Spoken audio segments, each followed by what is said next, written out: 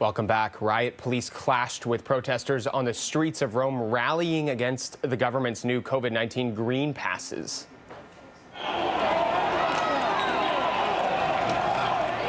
Police came face-to-face with protesters and fired projectiles toward the crowd. Similar protests took place earlier in the day in other Italian cities. The certificate is set to take effect on October 15th and requires people to be fully vaccinated to access public and private workplaces.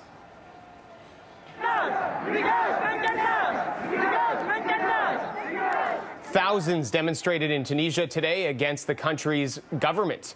Different protests took place in the streets of Tunis, one organized by an Islamist party, another by Tunisia's trade and industry union.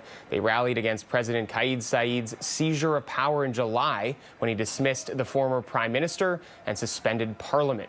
Tunisia is politically divided, with many accusing the president of carrying out a political coup, while others support his actions. At least 16 people are dead and 6 are injured after a plane crashed in Russia. The plane carrying a group of parachute jumpers went down after takeoff. The pilots reported that their left engine had failed and attempted an emergency landing. Officials say the aircraft's wings hit a vehicle as the plane landed and it overturned. The investigative committee, which probes serious crimes, says it has opened a criminal investigation into a suspected violation of safety regulations. Dozens of migrants have been rescued in the Mediterranean Sea. 59 people were picked up by the Italian rescue ship. The migrants were sailing on a wooden boat in international waters after leaving 24 hours earlier from Libya. They came from a variety of countries, including Syria, Somalia, Ethiopia, and Egypt. Germany's outgoing Chancellor Angela Merkel is making her final official visit to Israel. Merkel met Israeli Prime Minister Naftali Bennett in Jerusalem. The chancellor's visit caps 16 years in office, which were characterized by near unwavering support for Israel. Merkel also visited Israel's National Holocaust Memorial, Yad Vashem.